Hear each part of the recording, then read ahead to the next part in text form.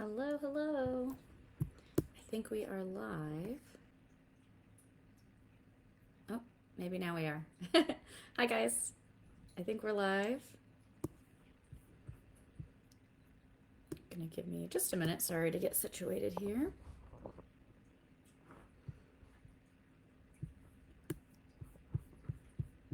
All right. So, hello, welcome to my kitchen. It's very casual today. I am working from home today. So, yeah, I just thought I would hop on here and share with you guys. Normally, when I do live videos on Facebook, it's either like me painting or it's about me. It's kind of geared more towards like collectors and followers. I talk a lot more about the art side of things. And today I wanted to hop on and talk about the business side of things for anyone who is an artist or who is interested in learning more about how to run an online art business. So I've been running an online art business for almost 4 years. It'll be my 4 year anniversary next month. So at this point know a lot about how I run my business at least, so I can definitely share with you guys. And then I have been coaching other artists for the last 3 years. So I have not only my own experience, but I also have experience to share from other artists that I've worked with.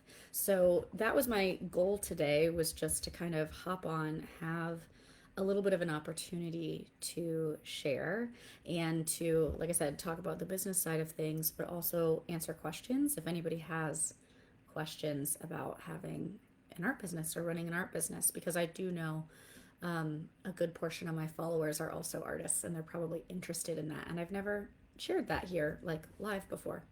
So while we are getting going, I posted a pinned comment. Awesome. Hi, Rebecca. Yeah, so we'll talk about it. Um, so I'll just do like a quick intro about like who I am, what I do for anybody who might be new. And if you are an artist or if you know me, or like I said, if you have a question, put it in the comments and then I will get to all the questions in the comments. So yeah, we will get to that. Um, it's been going really well. It's been really fun. So I have this question a lot. I went to art school. I didn't go. I went to a liberal arts school and I studied art. So I didn't go to like an art specific school. I have a BA in fine art and I graduated in 2012 and then decided not to do anything with my art. So I did have an art degree, and for me, I was homeschooled in high school. I don't know if everybody knows that. Yeah, I can try. Let's see. I might have to just move. Hi, guys. Hi, Katarina.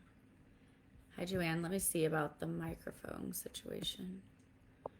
Give me just a second. Audio.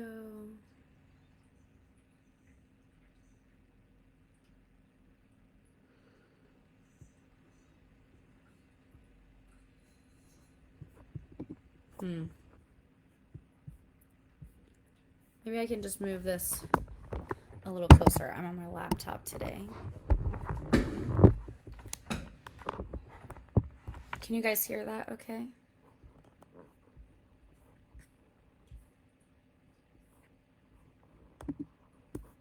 Oops. Sorry, trying to head back so I can see. All right, how can you guys hear me? Is it quiet?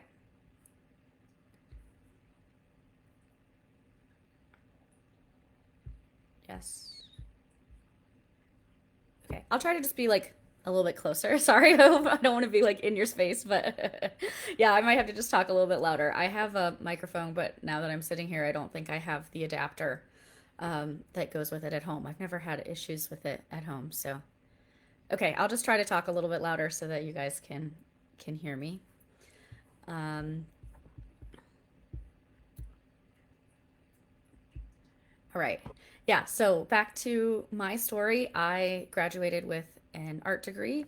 I was homeschooled in high school, and we did have my mom is not um, artistic and didn't ever feel like she was comfortable teaching art. So we did have an art teacher who came in and taught us a little bit in high school, but I really didn't have that much art training at all. So for me, college was a way to really improve my art skills and to get better. I had never really painted. I had done a little bit of watercolor, but had never really painted until college. And that's where I really like fell in love with painting specifically, and where I learned my mixed media painting technique that I do a lot. I kind of do like a modified version of it now, but I had kind of learned how to do some mixed media stuff and how to do painting.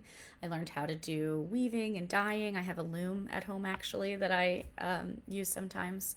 So I felt like for me, art school was really a way to gain more knowledge about like my skills and to actually paint.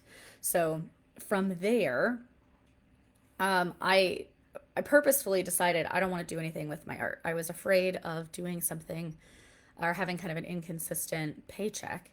And I was just like, I'm not going to do it. I was doing everything else that I could think of that was creative, but that wasn't art. So I was working at a painting studio, doing painting parties. So, you know, those were like scheduled parties. I was coaching gymnastics because I had done gymnastics. I worked at a children's theater. What else? I did hand stamp jewelry. So those were all just like my regular jobs. And then I did a lot of, you know, side creative projects as well. So for me, I always knew I wanted to be creative, and I thought that that would be something that I wanted to incorporate into my job because I just, you know, I had tried being a receptionist for a little while, and I just found like I was bored. Like I needed a lot of like mental stimulation in my job. So, you know, it's so funny because now I look back and like I was like job hopping, job to job to job, and I did all these different things. And now I'm like, oh yeah, I was looking for being my own boss and looking for being a business owner, but I just didn't know it yet. I nannied for a long time. I really enjoyed that job. But yeah, so it took me, what, 10 years, 11, 12 years to decide, like, okay, I'm ready to be an artist. And I really have, like, Lloyd and Artist Freedom to thank for that. So if anybody here is, I've already seen a couple of you guys in the chat. If you're familiar with Lloyd, he runs Artist Freedom.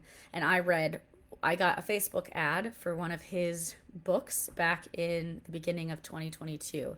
And that really inspired me. And he was teaching about sales funnels. And I was like, wow, this is so cool. It was teaching all the business side of things that I didn't know.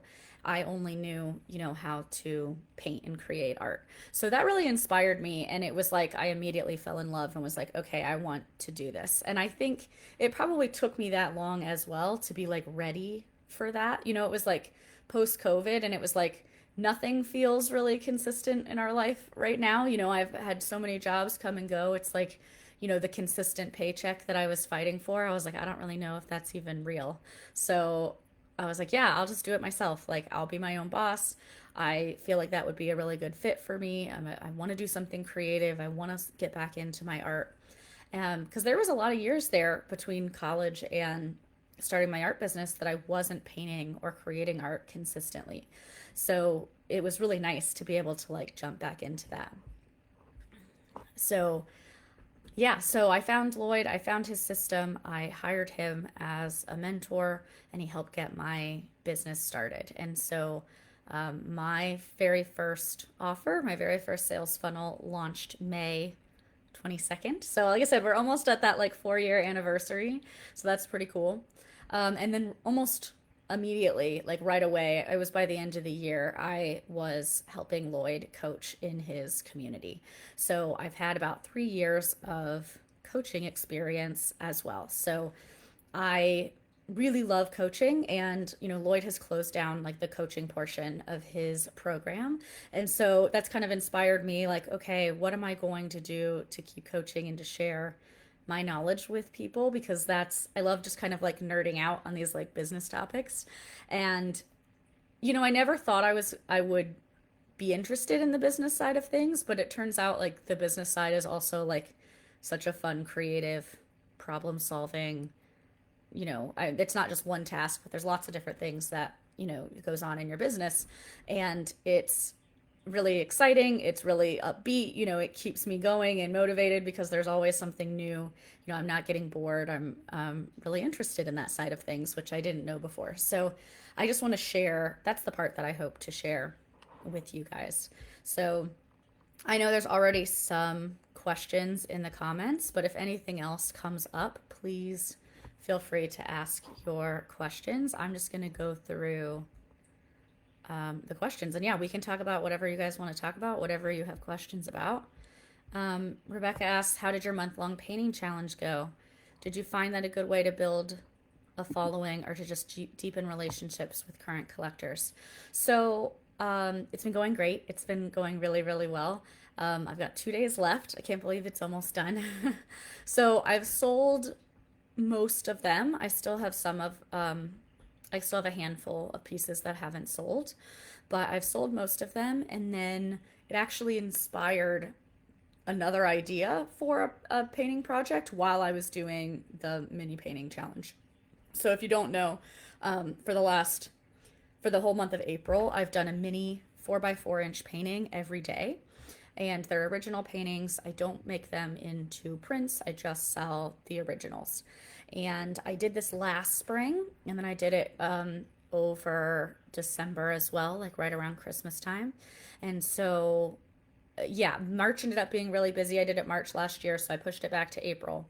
But it's been really fun. It's been a good way for me to kind of like get my creative juices flowing again, because I find like forcing myself to paint every single day. Like, I'm not always somebody who paints every day. I might paint, a couple times a week, but painting every day and painting like a different subject or a different topic has really been inspiring. Each day that I'm like looking for inspiration, like, oh, what can I paint about? What do I want to do today? What is inspiring me? And so just for me, I felt like it's been good to like get my creative juices flowing. I have like several new project ideas now that I want to do now that the project is over. And then I also had a idea. I was inspired by my own painting, which is funny, but I was inspired by my own painting. I did a moon phase for one of the days. So it was the actual moon that was in the sky at that night. And so I have been talking to my followers and my collectors about custom mini moon phase paintings. So they are sending me dates for their own special dates, and I'm painting their moon phase. So that's really fun. It's kind of, like I said, inspired this whole new project on top of the mini paintings. So that's really cool. And I've really been like enjoying getting to explore the different moon phases because that's a topic that really interests me. As far as build a following, I think if you were doing like a lot of reels of your process, and I've been doing some, I haven't been doing them every single day, but generally on Facebook and Instagram right now, if you're trying to grow, reels is the fastest way to do that because that is what Facebook and Instagram is promoting.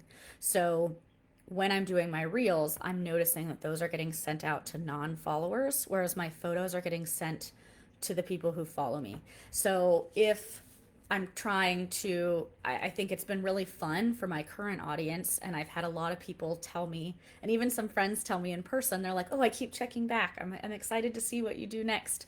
And so I've had a lot of engagement, a lot of people commenting, a lot of people checking back in because they want to see, the next day's painting. So it's been really good for engagement overall. But the reels are the part that is growing. So if you are wanting to grow, as in reach new people that you weren't already reaching, I would think that reels would be the best structure for that. But yeah, it's definitely, upped my posting as well as my engagement because I'm posting every single day. And I'm normally like a Monday through Friday poster with like the occasional weekend. So I'm posting more than normal. And then I've added some of those reels on top of it. So my input is then going to also like equal more output. I'm going to have more views and more things because I've been checking in more. So Kathy says, how did your challenge go? What did you find difficult versus what was the no-brainer easy part?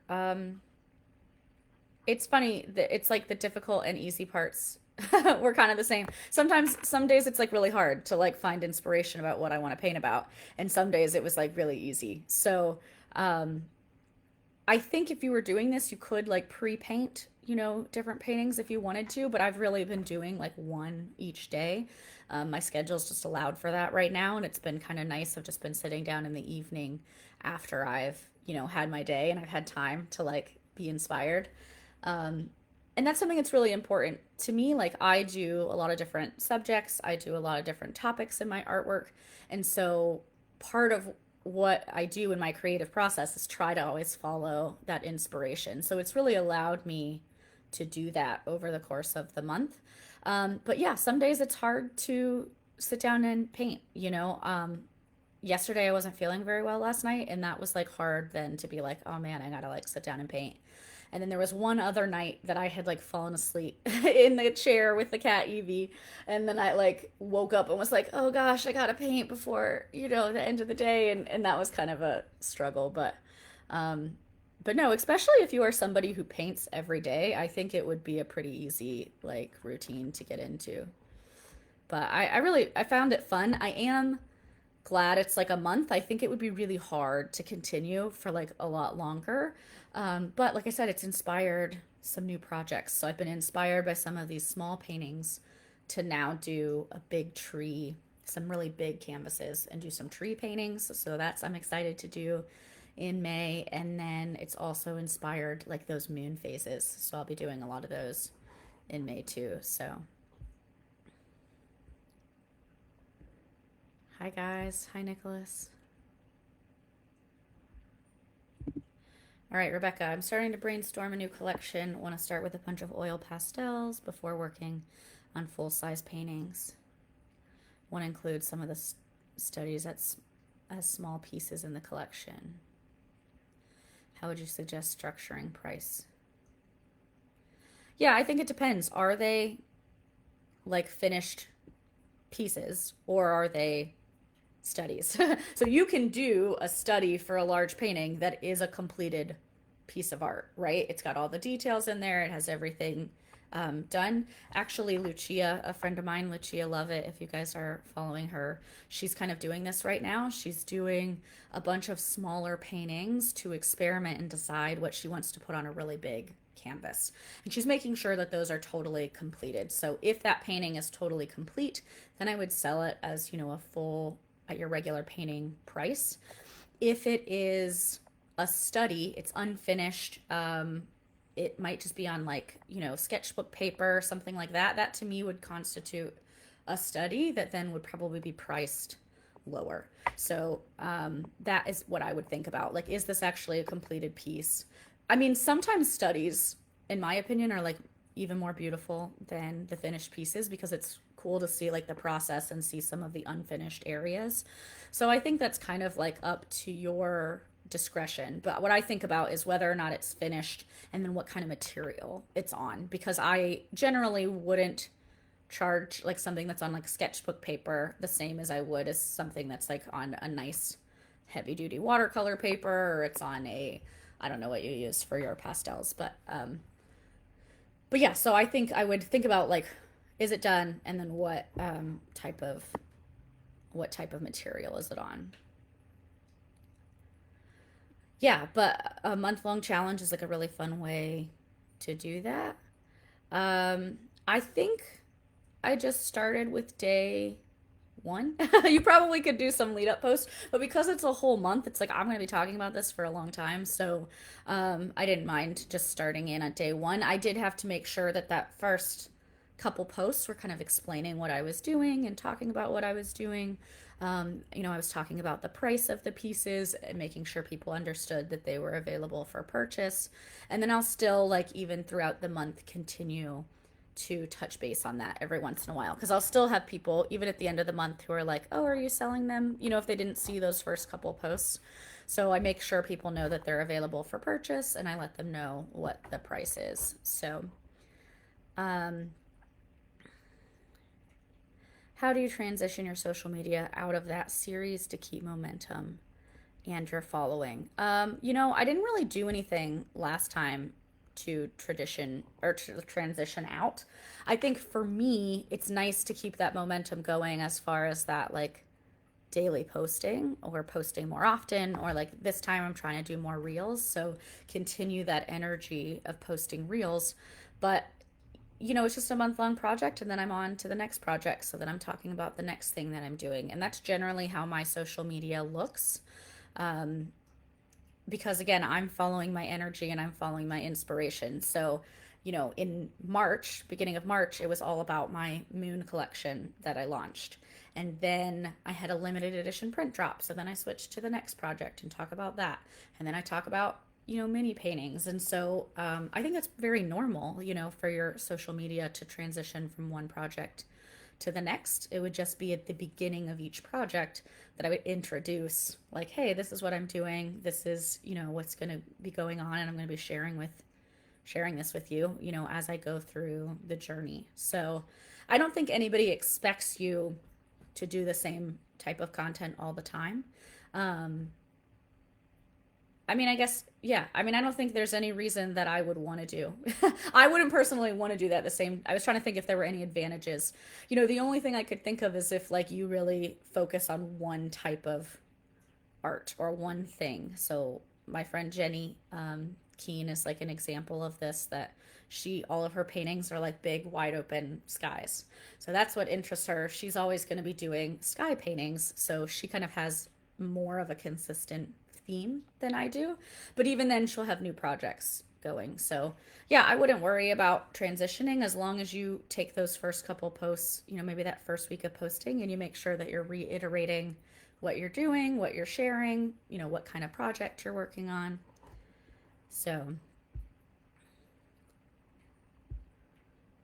yeah. You're selling some straight from the DMs, but are you releasing the pieces daily or doing a website drop? Honestly, I haven't had time to put any of them on the website. So I've been selling them all through emails and DMs. So, I'm posting every single day and I'm telling people, this is an original, there's only one. So you want to make sure if you want it that you let me know right away, because they're going to go quickly. So I've set that expectation ahead of time, that people understand, that these are not prints, that it's not like an unlimited quantity. So they want to keep, reaching out to me. So people are reaching out to me in DMs. They're also just leaving a comment saying, I'm interested in this. And then I'm private messaging them.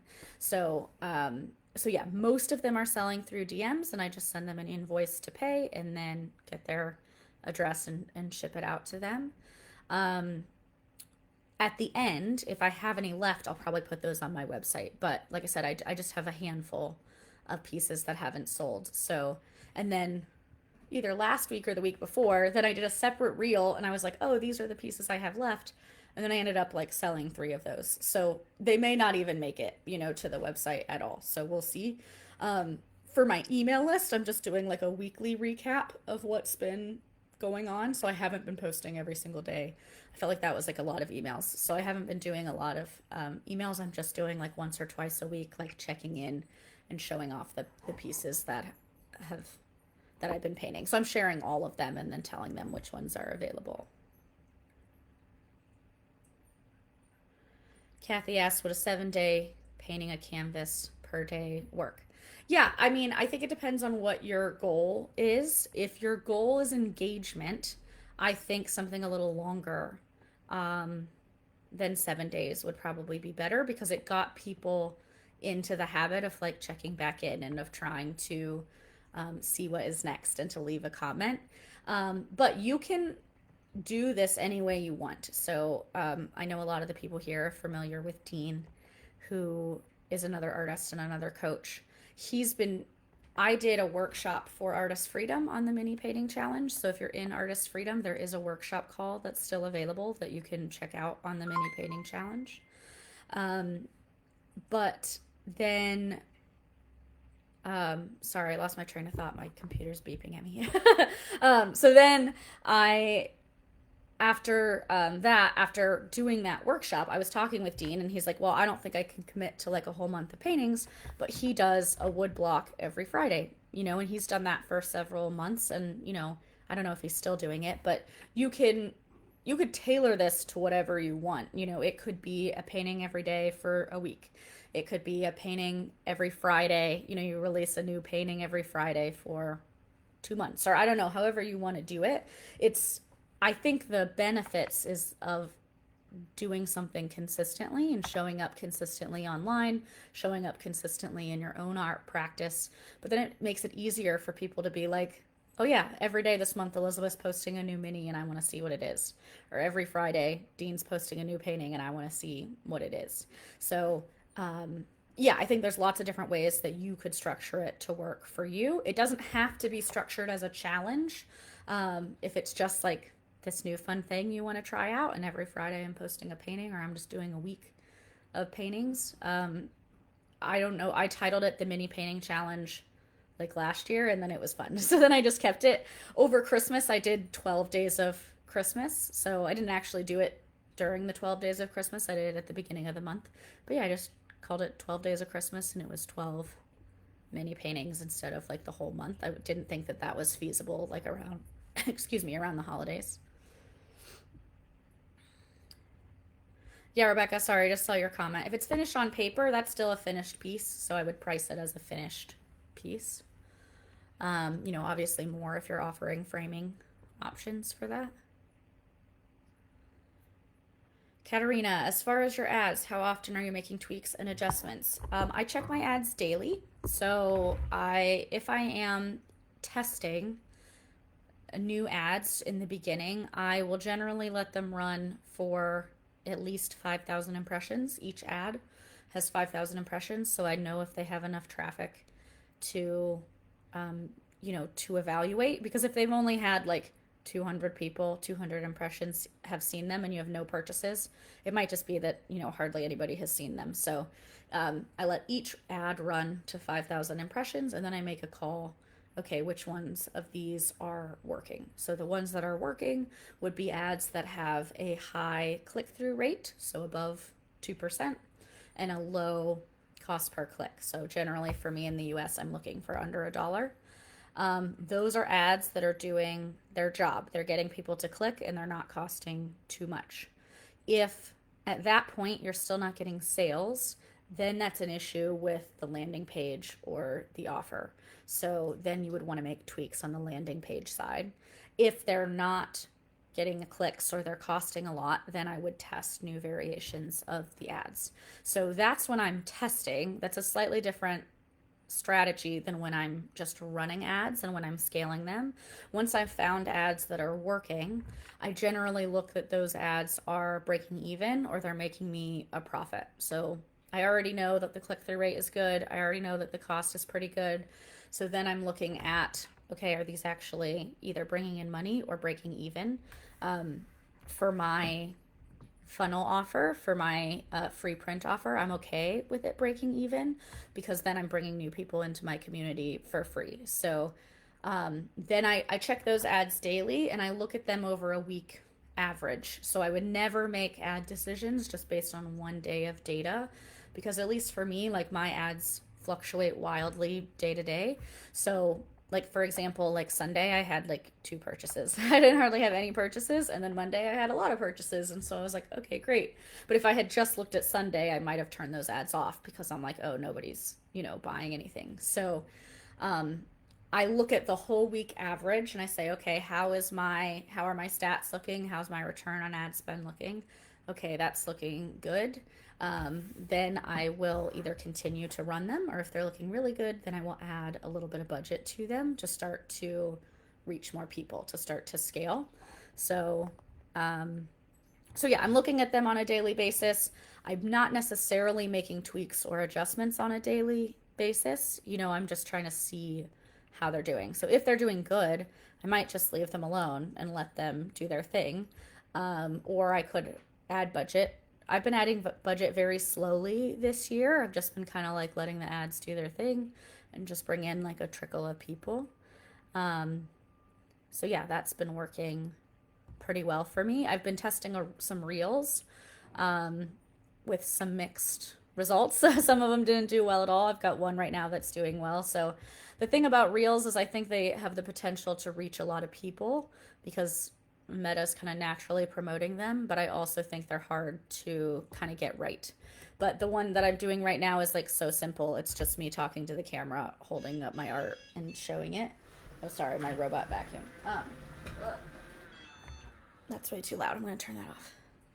Um, so yeah, so I'm testing, I'm checking in daily and then just making tweaks and adjustments as needed. If my ads started to slow down or they were no longer profitable, or no longer breaking even, I would turn them off and test new ads. So at that point, I would be like, okay, it's time for more testing. These ads have kind of like run their course. Um, it is insane to me. I have worked with other artists whose ads have worked for like months and months, and my ads have never done that. So my ads generally work for like a couple weeks, couple months, and then need to test new ones. I don't know if that's because I've, in the past done like a higher budget and they've kind of just like reached their max earlier, but yeah, I think it probably depends audience to audience and ad to ad. So Nicholas asks, have you tried an ad that goes directly to a single product? Yes, I have. So I last year was testing a sales funnel that was my most popular print. So it was the print that I have sold the most of from one of my free print offer collections. It's my Luna Moth print. And I was testing out just one print, the Luna Moth. It was the 8x10 size. It was a little bit bigger, and it was a discounted print, so it wasn't free. So it was discounted, and it had free shipping, and that did well. So, there was nothing wrong with that offer. I got tired of running that particular collection, and I was testing other stuff. But yeah, it did well. The thing I've been thinking a lot about this. I think there's so many different ways that you could structure an offer that would work. I don't think there's just one way to do it. I think the nice way about like Lloyd's system and Artist Freedom system, if you're familiar with it, is that that structure's already been tested. So you already know that that structure works versus if you're doing a different structure, you just have to test it and see if it will work. So most people start with, the free print, just pay shipping, just because, like I said, we know that that has been tested already. But yeah, I'm thinking about testing like a buy one get one free this year as well, where like they pay for one print and get the second print free, and doing it as like a two-piece collection. So that's something I've been kind of playing around with in my head, but haven't gotten to actually putting that collection together yet. Katerina, are you emailing your funnel list 3 times a week from the get-go after they buy a print, like before they've even gotten all their drip emails? So yeah, so I have a automated email sequence that goes out to any new followers, and that's quite an intensive sequence. It's like 11 or 12 emails, and those go out every other day. So when they first come in, they're getting those emails, and those emails are about their bonuses. It's about me as an artist. It's just kind of like all the basics that I want you to know when you come into my community. So I'm giving you bonus material. I want to make sure that I'm, offering value right at the beginning. So not only do they get their print, but they get their digital bonuses.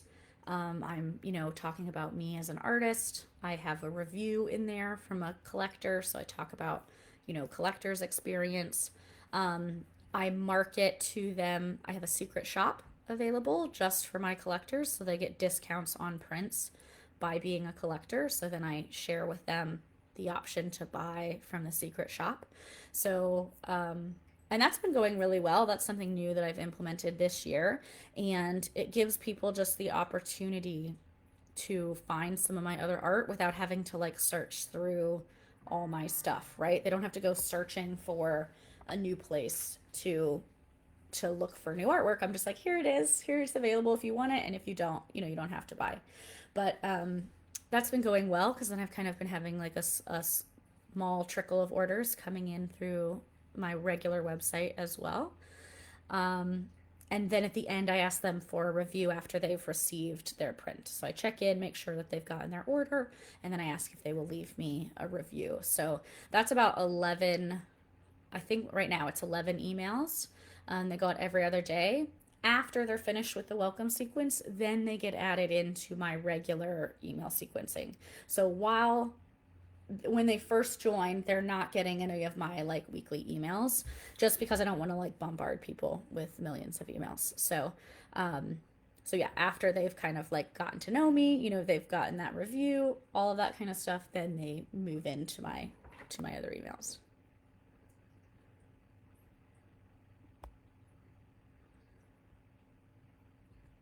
Rebecca asked, are you swapping images at that point when you switch ads because they slow down? Yeah, so generally the thing that I test the most is images or videos, the creative, because I find that piece makes the biggest difference. That is really what stops the scroll. The I think the text can really encourage people, like it can connect with people, but they have to have stopped their scroll first in order to then read the text.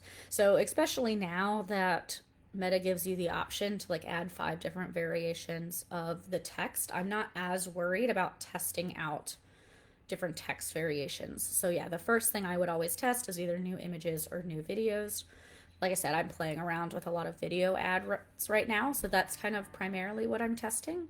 But I do have some of my, regular photos, like my most popular photos. I always know for me, like full collection images generally do pretty well. Images of me holding my art generally do pretty well. So I still have a couple of those running, but I'm mostly testing reels right now.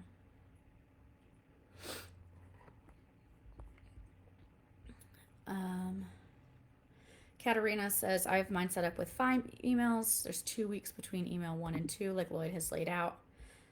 And then I have 3 to 5 with a post-purchase print offer.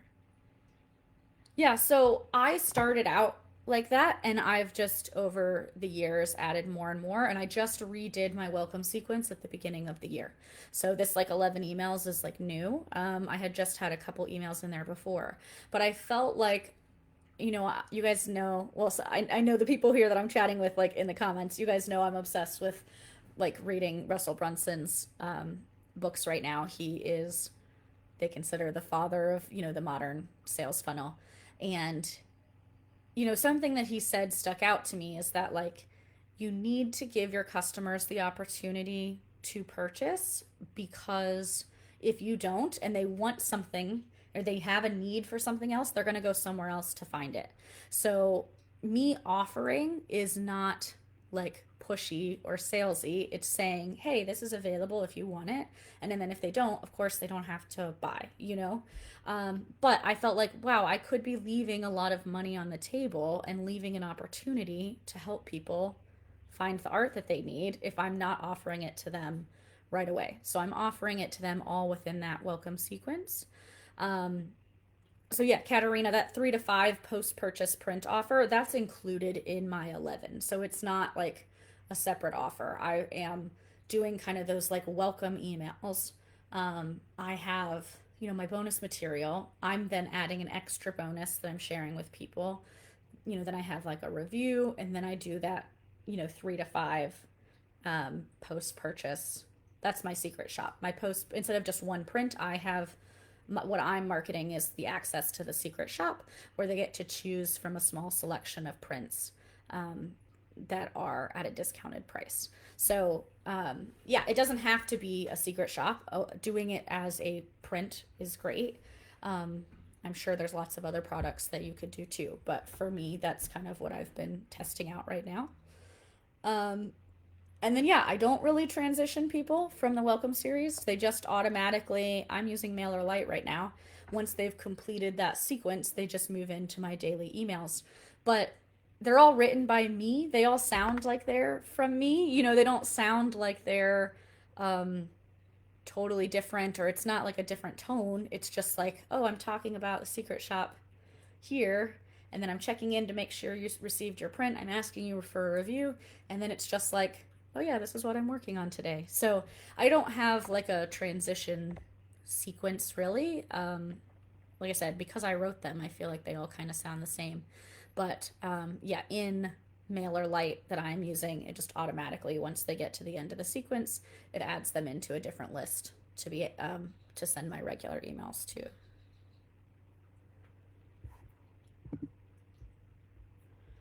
Hi, Nicholas. So I don't know exactly what's in that 7-day ad launch course. Um, you said I didn't realize when it was recorded. So I guess I'm going to ask and then you can clarify. If you've gone all the way through that, is that the three-part testing structure where you test audiences, um, photos, and then the copy? Is that what the 7-day launch ad course looks like for any of you guys who have taken it? So if it's the same, that is the way the structure of the training from the hub was that I laid out. So if it's that, um, what I am no longer doing a 3-part testing structure because I have found that Facebook has made a lot of updates. Okay, Nicholas is not through it yet. So if that's what it is, as you get through it, um, that's the training that I had put together for the hub. So if that's what, if it's all like those same videos, that's what I was doing then. And that still works. So I will say you can do that. There's nothing wrong with doing it that way. What I have found is because of the way Meta is now doing audiences and the way they're now doing copy testing, I have simplified the process for my own business. So So the way that that previous training was set up was you test audiences first, you test that variable, and then you test the creative, which is the photo or the video, and then you test that variable, and then you test the copy, which is the writing, and then you test that variable. So you're testing one thing at a time, which is great, right? Testing one thing at a time is great for the most consistent data. So 100% you can still do that. That works great. For me, um, I have found it a little bit cheaper to kind of combine testing phases, basically. So, like I said earlier, I think the most important part of the ad is the creative, which is either the photo or the video, because that's what stops people from scrolling and grabs their attention. So, generally, what I do is I start with a broad audience with no targeting.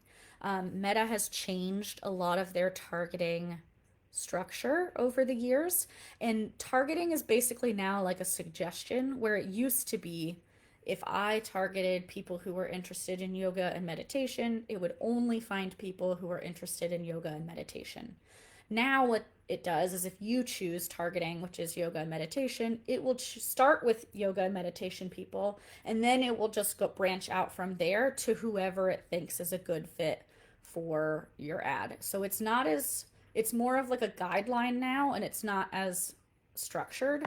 So I have found just doing like a broad audience with no targeting, testing a lot of different photos or videos, and then now when you create the ad, it gives you the option to do 3 to 5, or I guess it gives you up to 5 variations of your copy, of your writing. So I will purposefully put in 5 different variations of the writing that are different. So one might be talking about the fact that it's a free print. One might be telling my story as an artist. One might be talking about how this makes really great home decor. One might be talking about the message and the meaning of my art. So I'm purposefully choosing ones that are different. I'm not trying to make them really similar because I want to see, out of these different variations, what might reach, what might resonate with people. So then the only variable that I'm really testing at the beginning is the photo, like which photo is the best or which video is the best. Once I have that data, since that's the most important piece, then I can go back, and if I want to do more testing of different audiences, I can take that winning photo and do different audiences. If I want to test more variations of the writing, I can do that. And Meta's recently come out with a new variation of testing as well, where it will let you I don't know if it's considered A/B testing. I've never really done the traditional A/B testing that was offered in Facebook before, but it just like recently popped up with this option and it was like, "Oh, do you want to test these together?" And it ran like a 5-day test with like 5 different photos and then it lets you compare the data at the end. So that was pretty cool. Um, I don't know exactly how to get to that setting because it Meta just like popped that up as an option for me as like a suggestion. But yeah, maybe that will help. So, like I said, the nice thing about the three-step testing process is you can really see what variables are working and what are not. So it can still really work. But for me, I'm trying to balance getting accurate data as well as like not spending a fortune on ads, right? So if I can test the most important variable first, then I can go back, and test other variations if I want to. Um, so yeah, Nicholas, do I use targeted audiences? I used to a lot. Right now, I'm pretty much just using broad audiences. And then, like I said, if I get something that's working, then I might test it with a couple different variations of the audience just to reach more people. So it's really not like a test. It's more of like, now, granted, I also already know the audiences that generally work well for my funnel because I've been doing it for 4 years. So if you're doing, you're just starting out, you may have to do a little bit more audience testing. But most people that I see running ads right now, the broad audience with no targeting, it's just defined by your location, is working really well for a lot of people. So that's a good starting point. So, Rebecca, Meta mixes and matches your images and copy when you add multiple. Yeah, so I am not really tracking for those, which one is the best. I am just trying to really find the photo or the video that's working the best. Again, for me at this point, I have copy structure that I know works pretty well for me. So I'm doing kind of the things that I know will work. Like I'm talking about the free print offer. I'm talking about the message and the meaning of my art. I'm talking about my story. Now that like split test that I just saw Facebook recommend, that did give you the option to analyze each ad separately at the end. So, and to analyze like which one was performing the best. So if you can figure out how to get to that setting, you could find, which ads were performing the best, or which variations of the copy were performing the best. But for me, if I have 5 different variations and it's working, I don't really care which one is working the best. I don't know if that's like the right approach. That's not the most specific approach. So I will tell you that if you are trying to find very, very specific data, that is not the most specific. But I have found if I give it 5 options and the ad is doing well overall, I'm like, great. I don't really care which one of those specifically is working. But if it wasn't working, so let's say you did, you tried 5 different photos and you have a broad audience, and then each of those 5 photos has 5 different variations of the copy, and it's not working, then you may want to go back and say, okay, let's do something a little bit more specific. Let's do the same photo, and each one has one variation of the copy to test which copy does the best. So I'm almost like doing it backwards. I'm doing like a bigger, broader test first to get some like initial data.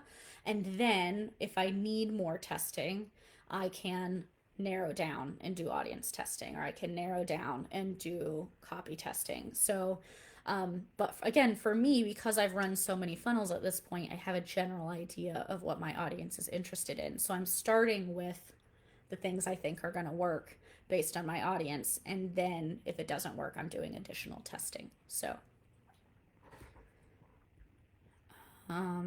what are you using for image mockups? I normally go to Etsy. Etsy has, I think, the prettiest mockups. I have the app Smartest as well, which puts artwork in different rooms.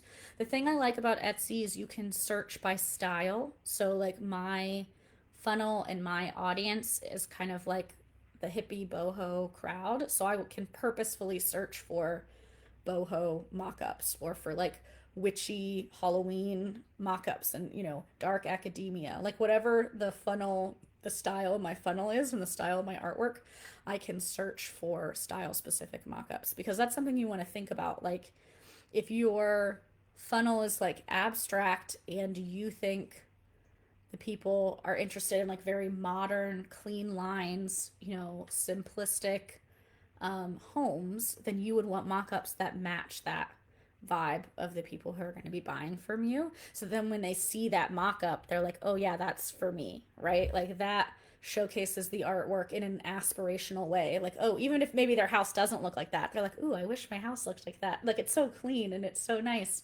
So that's why I like Etsy, because you can kind of search for the style as well as like the mock-up size that you need. Yeah, and I think that's really, it's fun too to search for them. They're normally like a couple dollars per mock-up. It's not super expensive. All right, do we have any other questions? I know if you are watching and you're like, this ad stuff sounds crazy, don't, it's probably over your head. If you, and don't be freaked out. Ads are not something you have to do if you want to run a business online, but it has been very beneficial for my business and it's a big part of what I do. So that's, why it's good for me to be able to talk about it, since I've been running ads for so long. But yeah, there's other ways of growing as well if you don't want to run ads. You don't have to. Yeah, Nicholas, are you doing any live shows or festivals? I am not. Yeah, I'm not. I know a lot of artists do, and I think it's awesome. I have just moved into a studio space, and like my neighbor does shows every weekend, and like she's making a killing. Like she's doing amazing. For me, I just don't like having that much stock on hand. And my boyfriend and I, we do a lot of music festivals and a lot of concerts, and so our weekends are pretty full. So for me, I am not doing any live shows or festivals. It's not something I'm opposed to. It's just not really fitting into my business structure right now.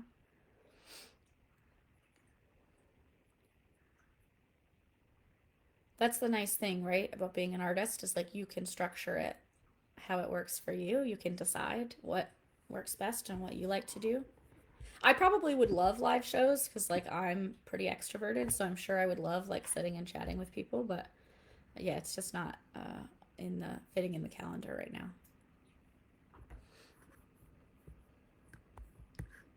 Yeah, happy to help.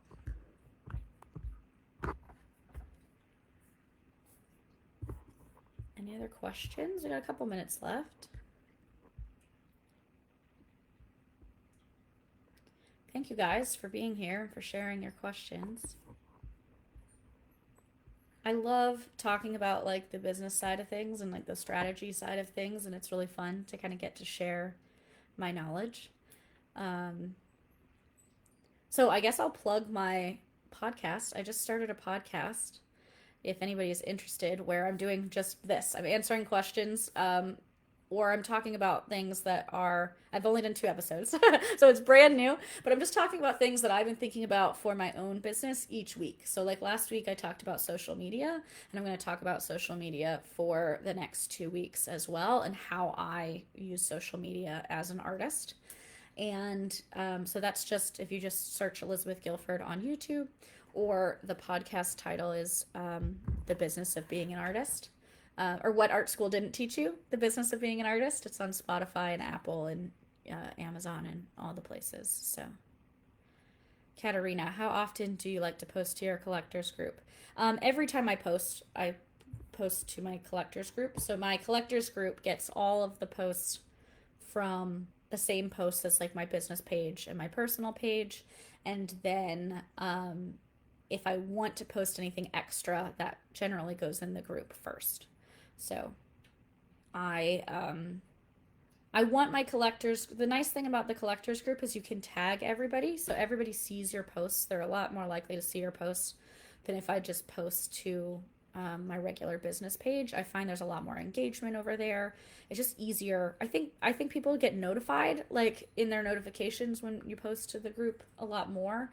So I just find that it's an easier spot for people to see me. So we have a lot more conversations there. So if I want to do a giveaway, if I want to do a poll, if I want to ask for feedback, I always do that in the collectors group to make sure that those people, who have actually purchased from me, I can get their feedback, and they really like to help. So that's always like um, a good place. But yeah, for me, like I said, I'm generally a Monday through Friday poster with the occasional weekend post as well. So I'm at least posting in there Monday through Friday.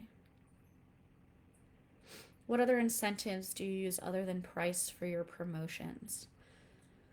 So, are we talking about I think if we're talking about like the free print offer here, obviously it's free. I don't think price alone is enough to get somebody to buy something from you. Um, for example, I don't really decorate with abstract art. It's not that I don't like it, but I don't really, it doesn't go with the vibe and the style of my home. So if you offer me a free piece of abstract art, I'm probably not going to get it, even though it's free. So it has to be a good price. It has to be a good, um, it has to make sense financially, but then it also has to resonate with who you want to buy it. So I think that um, when we're talking about incentives, it's not really an incentive, but we want to make sure that the messaging of our work and the style of our work is matching the audience that we're trying to reach. So for me, like I said, that kind of like hippie boho crowd. Hi, Alexis, welcome. So that kind of like hippie boho crowd. So I have to make sure that then when I'm talking about, my messaging and my meaning, that's really resonating with those people, and that the artwork itself is resonating with those people. So, for example, I did an ocean collection that didn't do very well the first time I launched it.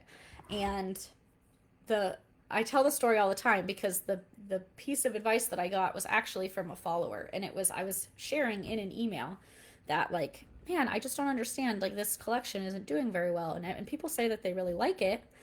And she responded to my email and she said, "Yeah, I really like the artwork, but I would never hang ocean art in my home. It's not the style of my home." And I sat and I thought, and I was like, "Oh, well, I would never hang ocean art in my home either." So that makes total sense. Like, I want trees and the moon and like landscapes, and it's just a different vibe. And so that really made me think about it a little bit more carefully than when I was making my future collections. Is like, is this something I really enjoy? Is this something I would hang in my home? Because I think my audience is probably a similar type of people to me. So, um, so I think the messaging, I know that's not an incentive, but I think the messaging is really important to connect with your target audience. But then, as far as incentives, I have digital downloads, like other bonus material. I have digital downloads of phone and desktop backgrounds. I have, each collection has a couple pieces of um, digital products, like journal prompts, affirmations, moon calendar, moon phases calendar. I have a guided meditation that's designed to be done while you look at your art. So I try to add a lot of value. Um, Alexis, I love that. Well, I've got some really pretty ones. They're really good. I'll have to check out my website. I'll share with you. Yeah. So yeah, I think I have a kind of a stack of bonus material, and then I have the actual artwork itself. So um, for any of my products that I'm selling, I want the value. I want people to really feel like they're getting more than they paid for. So, like for originals, for example, I like to wrap them up in wrapping paper, not the minis, because like as much as I love doing the minis, it would literally take me so long to wrap every single one of those. So the minis have a little bit of a different packaging, but things like stickers, things like, my nice business card, for if you're getting an original, you're getting a certificate of authenticity. The originals are getting wrapped in wrapping paper, you're getting some extra prints thrown in. So regardless of what type of product you're buying, I want it to feel like it's, you're getting more than what you paid for. So that's kind of my plan or my goal with each thing that I sell. And a great way to do that is with like the digital products, because you only have to make those once and you don't have to mail them. So I know that's tricky, when you're trying to balance like weight and mail costs and things like that. So the digital products are a great place to start because they, add a lot of value and people can download them online. But yeah, then for the originals, I try to add some more extra things. So yeah, Alexis, you should have had access to it, from the Moon Prints. It's a Google Drive folder, and then you can go back to it. If you still have that email, you can go back to it at any time.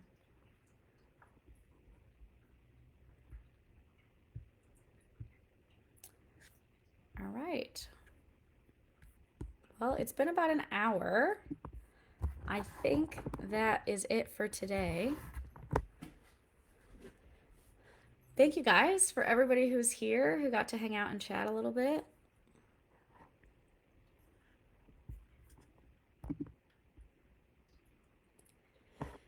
Yeah, Rebecca, I have for the free prints, I have a local printer that is doing fulfillment for me. So I literally emailed, I think, every printer in the Cincinnati area and finally found one that was willing to do print and fulfillment. So for the free prints, and specifically, it's not for, they don't do every single thing, but for the free prints, they are mailing those for me. Um, yeah, I literally, like I said, I call, email as many people as you can, as many printers as you can. I had to go in and meet with several of them. Several of them told me yes, and then when they realized how much work it was, they told me no. So you just got to find the right fit. But they're about 45 minutes away from me. They're not super close, but it's worth it, to just go in every once in a while when I need to. So they've been really good.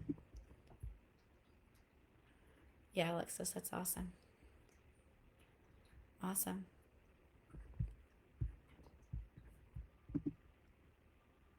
Oh, I love that. All right.